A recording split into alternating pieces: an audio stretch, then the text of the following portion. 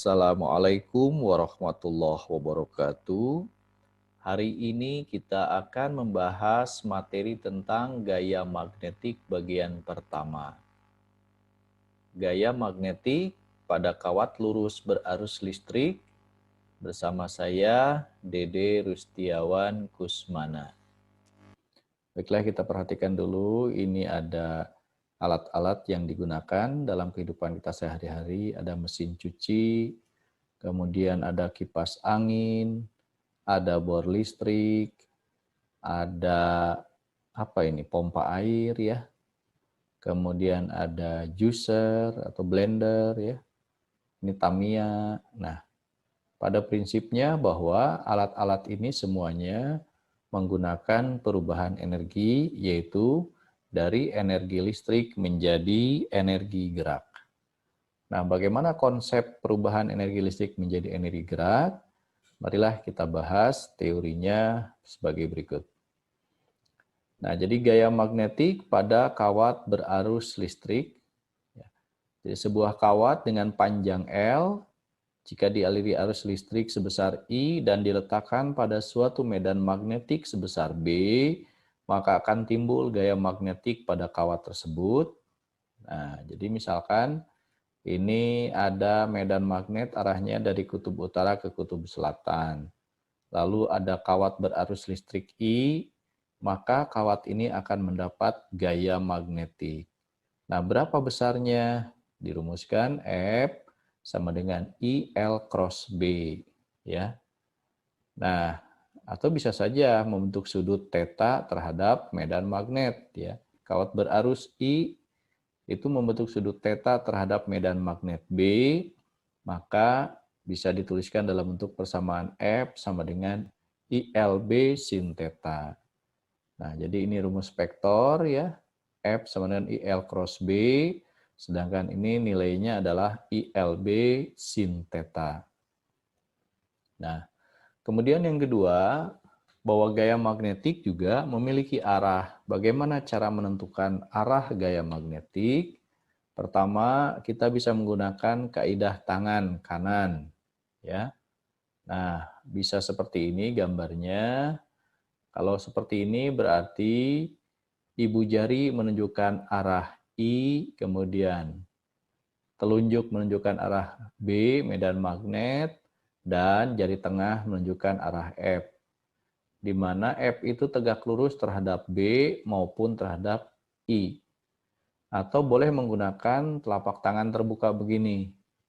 Nah, kalau seperti ini, maka ibu jari sama menunjukkan arah I, kemudian 4 jari menunjukkan arah medan magnet B, dan telapak tangan yang terbuka menunjukkan arah F atau gaya magnetiknya. Atau bisa juga kita menggunakan putaran skrup seperti ini. Ya.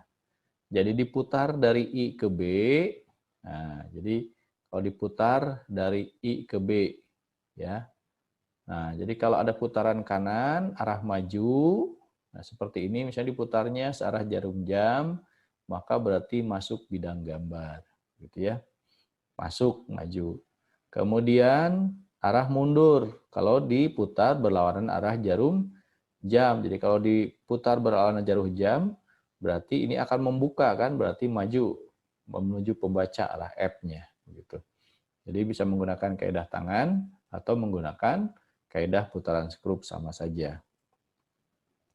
Nah, kita lihat contoh soal UN tahun 2012 ya.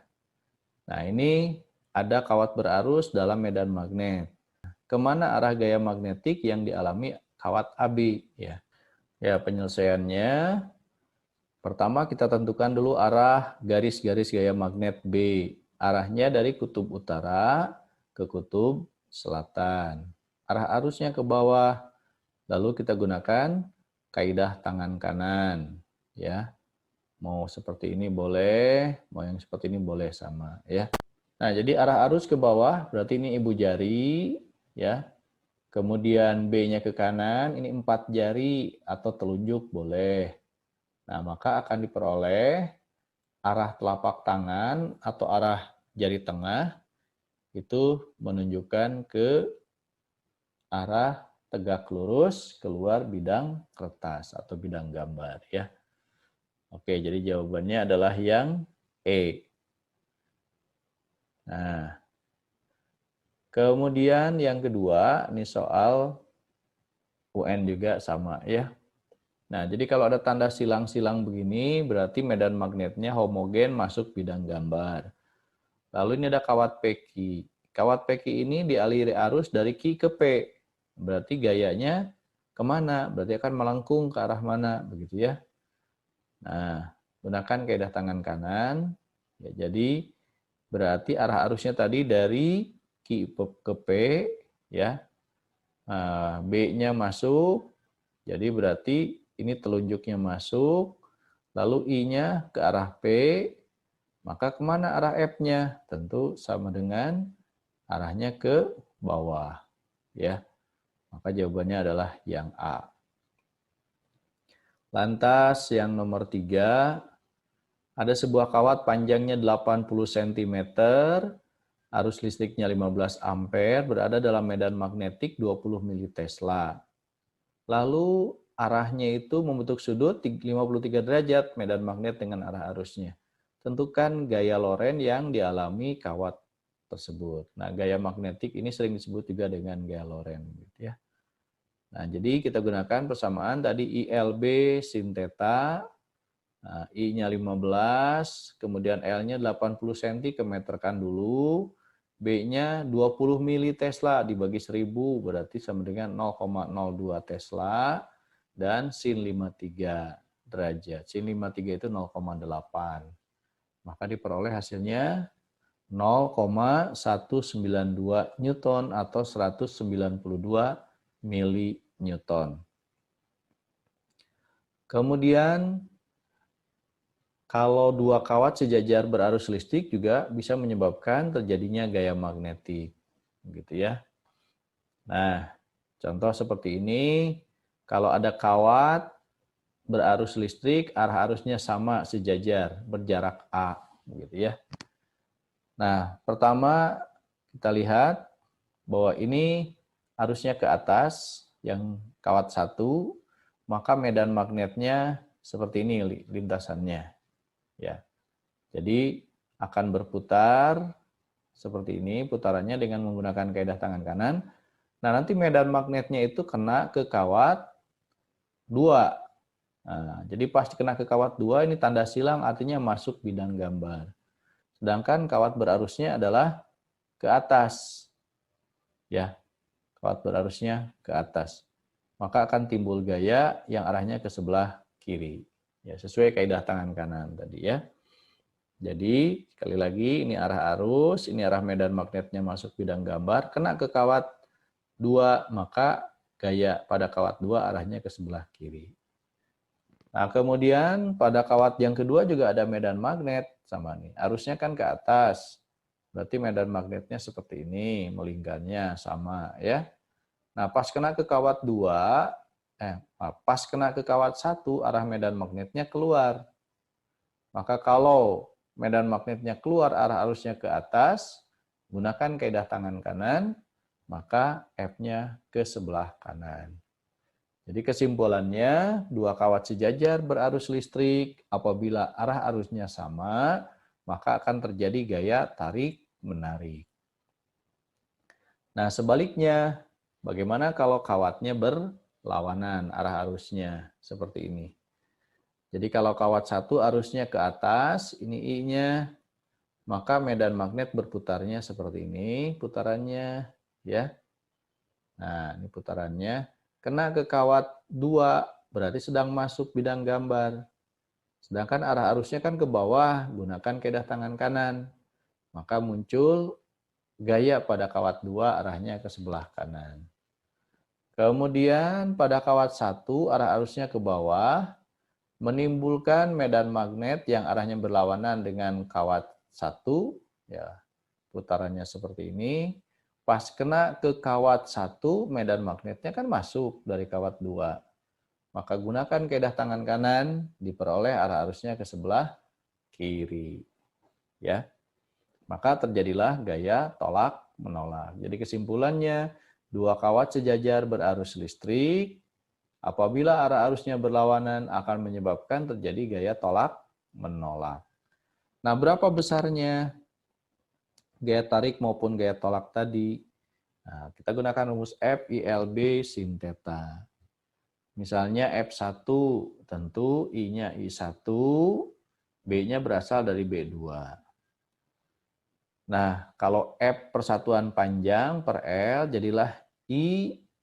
Nah, I1 kali B2, karena sinnya sin 90 derajat kan, tegak lurus ya. Nah, jadi antara arah I ke atas, B-nya keluar tegak lurus. Ini B-nya ke atas, maaf, I-nya ke atas, B-nya masuk, maka tegak lurus. Berarti sin 90. Nah, jadi tinggal I1 kali B2. Nah, B2 itu kan mu 0 I per 2 pi A. Ya, jadi bisa dituliskan F per L-nya adalah mu 0 I1 I2 per 2 pi A. Nah, begitu juga pada kawat yang kedua. Sama. Ya. Jadi I2L, nah B-nya B1, karena dari kawat B1 dapat medan magnetnya. Dimasukkan, maka hasilnya sama ya. Mu 0 I1 I2 per 2 pi A. Oke, nah sekarang kita lihat contoh soalnya. Ini soal UN tahun 2015. Ini arah arusnya sama. Kalau arah arusnya sama berarti terjadi gaya tarik menarik, berarti antara A dan E, gitu ya. Nah, berapa besarnya? F per L-nya mu 0 I1 I2 per 2 pi A. Tinggal dimasukkan angkanya ya. Nah, mu 0-nya 4 pi kali 10 pangkat min 7, I1-nya 2 ampere, I2-nya 6 ampere. Jaraknya 4 cm, jangan lupa rubah ke meter dulu. Ini 4 pi kali 2, 2 pi kali 4 sama coret. Jadi tinggal 6 naik ke atas jadi pangkat min 5. Nah, 6 kali 10 pangkat min 5, tentu satuannya Newton per meter, gaya persatuan panjang ya. Nah, maka jawabannya yang E. Oke ya. Nah, jadi tadi ini terjadi gaya tarik menarik. Nah, ya. Jawabnya E. Ya, berikutnya contoh soal nomor 2. Soal UN tahun 2014. Ada dua kawat X dan Y terpisah 2 meter. Kawat X dialiri arus 2 ampere. Nah, ternyata terjadi gaya tolak-menolak. Persatuan panjang besarnya 2 kali 10 pangkat min 7 Newton per meter. Begitu ya. Ya, kalau tolak-menolak berarti arah arusnya berlawanan. Jadi jawabannya pasti ke sebelah kiri. Ya, A, C, atau E. Gitu ya. Nah, berapa besarnya? Kita gunakan rumus F per L mu 0 kali IX IY per 2 pi A. Oke, kita masukkan. Nah, F per L-nya kan 2 kali 10 pangkat min 7. Masukkan. Mu 0-nya 4 pi kali 10 pangkat min 7. IX-nya 2 ampere. IY-nya tidak tahu. 2 pi jaraknya 2 meter. Ya. Ini 4 pi coret. Nanti 2-nya juga dicoret. Maka diperoleh IY-nya sama dengan 1 ampere. Tolak menolak ya, berlawanan arah, berarti ke kiri. Nah, kemudian nomor 3, ini juga soal UN. Sekarang kawat sejajarnya ada 3. Nah, pertanyaannya letak kawat ketiga agar kawat tersebut tidak mengalami gaya magnetik. Nah, tentu kalau tidak mengalami gaya magnetik, nanti gaya dari kawat 1 maupun dari kawat 2 nilainya harus sama. Maka bisa dituliskan begini. Nah, ini misalnya ini ke kiri, ini satu lagi ke kanan. Pastilah F31 dan F32-nya harus sama gitu ya, dan berlawanan arah tentu gayanya. Nah, ini rumusnya mu 0 I3 I1 per 2 pi A31. Nah, F32-nya mu 0 I3 I2 kali dibagi dengan 2 pi A32 ya.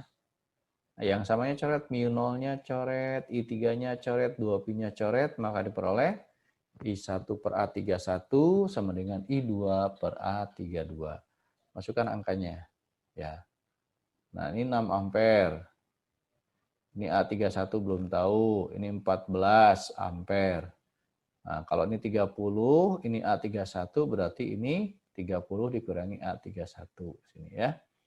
Oke, kali silang 180 min 6A31 sama dengan 14A31. Pindahkan ke kanan yang minusnya jadi 20 ya, A31. Dibagi 20 hasilnya 9 cm. Berarti A32-nya 21 cm karena jaraknya harus 30 cm ya totalnya. Oke, jadi jawabannya adalah yang C, 21 cm dari kawat kedua. Contoh soal nomor 4, ini soal UGM tahun 2007 ya.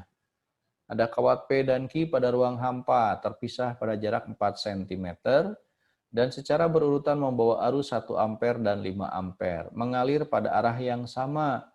Jika P dipertahankan sedangkan Q bebas untuk bergerak, maka gaya per meter yang harus dikenakan pada Q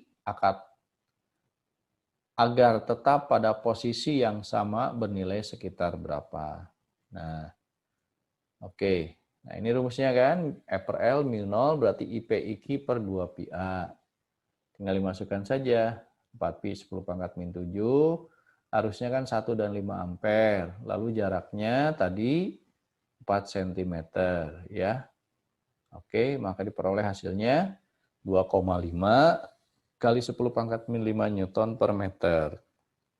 Nah, kemana arahnya? Kita lihat. Ini kawat P dan kawat Q arah arusnya sama. Berarti terjadi gaya tarik menarik. Nah, P itu dipertahankan, tetap diam. Jadi kalau P-nya diam, kemudian supaya Q juga tetap diam di situ, berarti harus ada gaya lain yang arahnya berlawanan, gitu, supaya tidak tertarik ke sebelah kiri. Ya, berarti gaya pada kawat Q yang diberikan supaya posisinya tetap itu arahnya ke sebelah kanan, berarti menjauhi P. Ya. Oke, sebesar 2,5 kali 10 pangkat min 5 Newton per meter. Berarti jawabannya adalah yang B, ya, menjauhi P. Kemudian nomor 5, ini soal UMB tahun 2008. Ada 3 kawat konduktor A, B, C disusun sejajar pada jarak 10 cm satu sama lain. B di tengah posisinya. Arusnya masing-masing 30 ampere, 20 ampere, dan 10 ampere arahnya sama. Besar gaya persatuan panjang yang diderita kawat konduktor B. Nah, ini misalnya ya, A, B, C. Nah, arah arusnya sama, 30, 20, dan 10. Jaraknya sama, 10 cm. Nah, berarti antara A dan B terjadi gaya tarik-menarik. Ya. Antara B dengan C terjadi juga gaya tarik-menarik. Nah, tinggal dimasukkan ke rumusnya ya. Maka diperolehlah gaya yang dialami pada kawat B, nah tentu selisihnya karena berlawanan antara FBA dengan FBC. Karena FBA lebih besar, maka FBA yang dikurangi FBC. 12 dikurangi 4 kali 10 pangkat min 4. Jadi 8 kali 10 pangkat min 4 Newton per meter atau ditulis 800 mikronewton per meter. Nah, baiklah kita lanjutkan nomor 6. Ini soal UMB tahun 2008. Sama ya. 2 batang lurus mendatar sejajar, panjangnya 50 cm, terpisah 1,5 mm, menyalurkan arus masing-masing 15 ampere dengan arah berlawanan. Posisi batang satu di atas yang lain. Massa yang harus ditempatkan di batang atas untuk mengimbangi gaya tolak magnetiknya adalah berapa? Nah, ini kawatnya ya, dialiri arus berlawanan arah. Nah, gitu ya. Nah, sehingga kalau jaraknya A, nanti kita rumuskan, rumusnya sama. Min 0 I 1 I2 per 2 pi A. Gitu ya.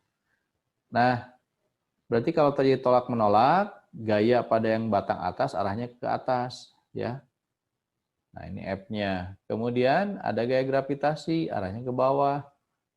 Nah, kemudian supaya seimbang, dari mengimbangi, berarti harus sama gayanya. Maka tulislah W-nya sama dengan F, W-nya M kali G, nah F-nya min 0 I1 I2 per 2 pi A kali L. Ya, karena ditanya F-nya aja. Kemudian ditanyanya adalah massa, tinggal dimasukkan saja. Nah, jadi si G-nya pindah ke bawah, masukkan angkanya 4 × 10⁻⁷, 15 ampere, 15 ampere.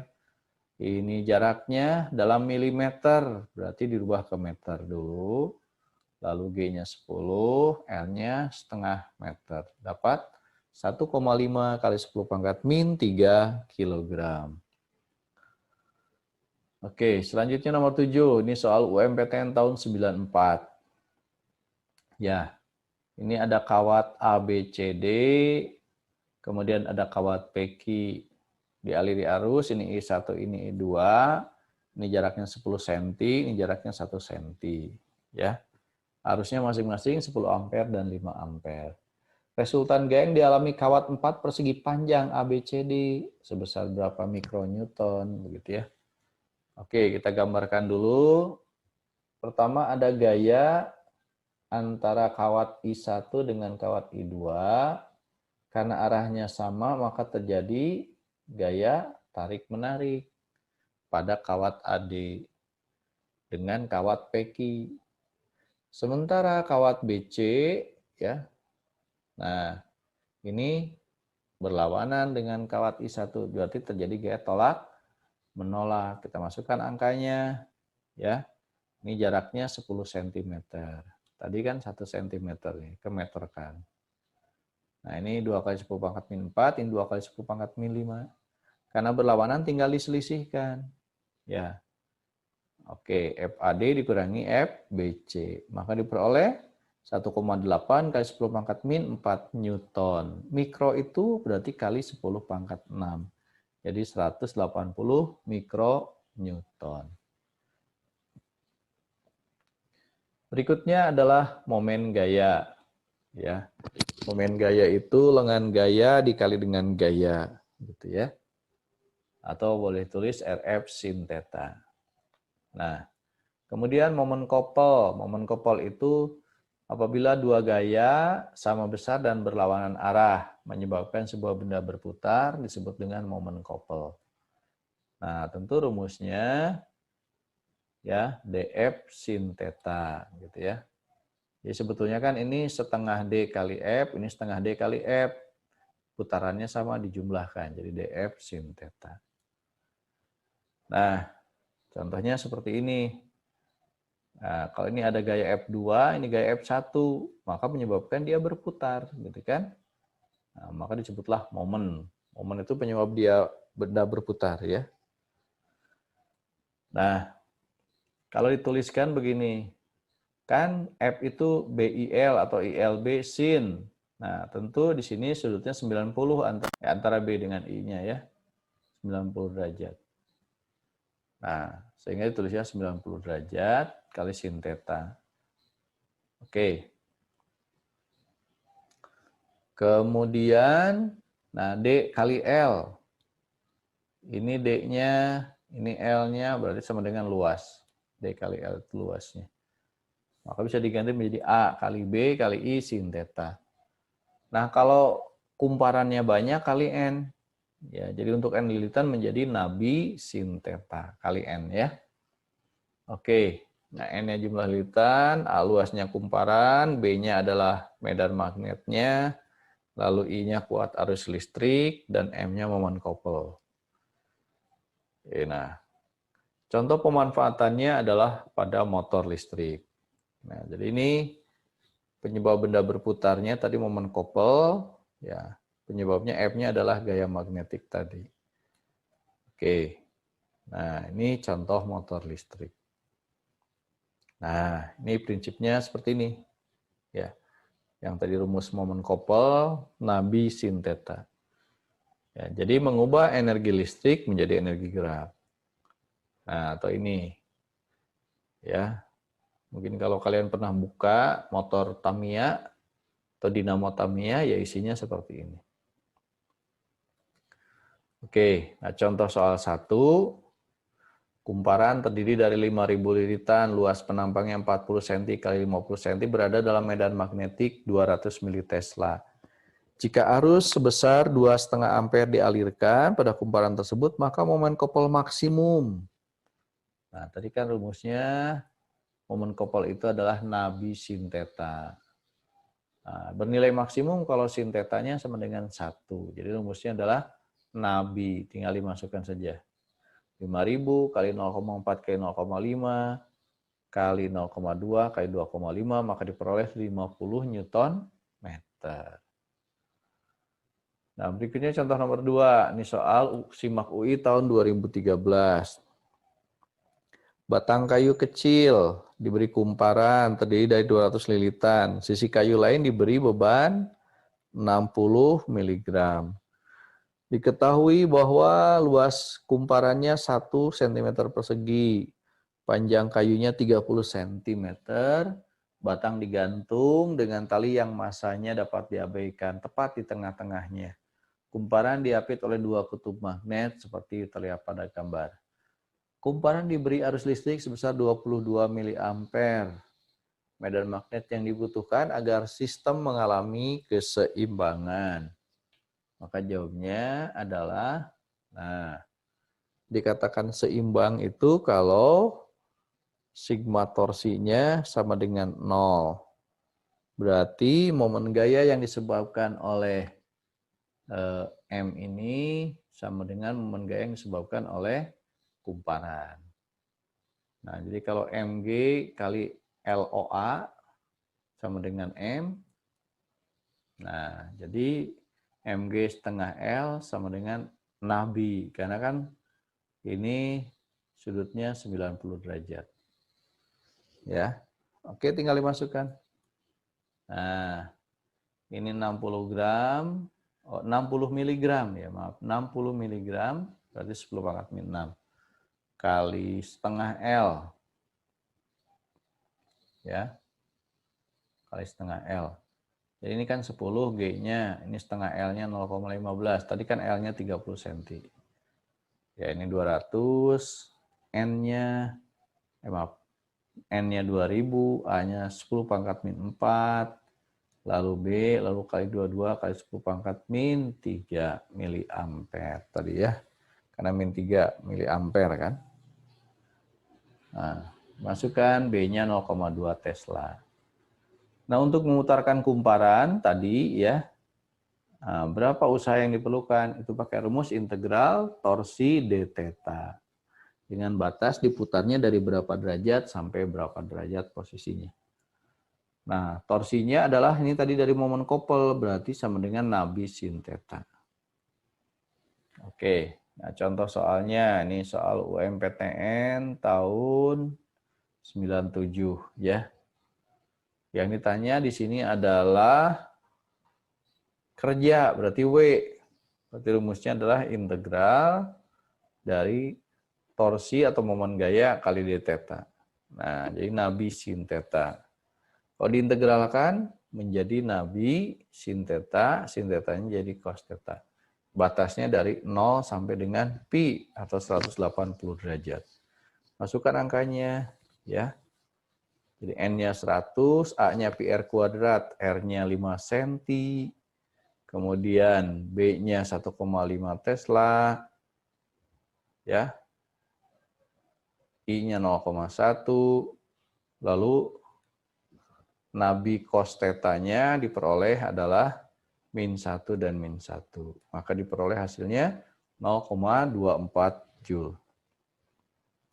Nah, contoh lain, yang kedua, hampir sama ya. Cuman pindahnya dari 0 derajat ke 90 derajat. Maka dituliskan rumus yang sama, integral Nabi sin theta, lalu hasilnya adalah min Nabi cos theta, sudutnya dari 0 ke 90, berarti 90 dikurangi 0 ya. Cos 90 kan 0. Cos 0 adalah 1. Jadi min 1 kali min jadi plus. Maka hasilnya adalah Nabi. Ya, ini N-nya, ini A-nya pi R kuadrat, kali B-nya 0,75, ini tetanya. Ya. Maka diperoleh hasilnya 4,71 Joule.